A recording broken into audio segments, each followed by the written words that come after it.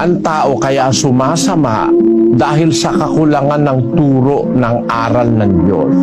Basahin natin sa Kawikaan 5:23. Siya'y mamamatay sa kakulangan ng turo at sa kadahilanan ng kanyang pagkaulol ay maliligaw siya. Kaya maraming taong naliligaw dahil sa kakulangan ng turo.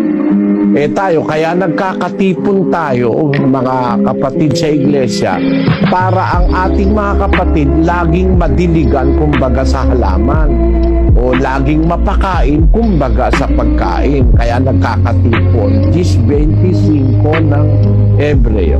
Na huwag nating pabayaan ang ating pagkakatipon na gaya ng ugali ng iba, kundi mangag-aralan sa isa't isa at lalo na kung inyong namamalas na nalalapit na ang araw. Yun ang dahil kaya nagkakatipon.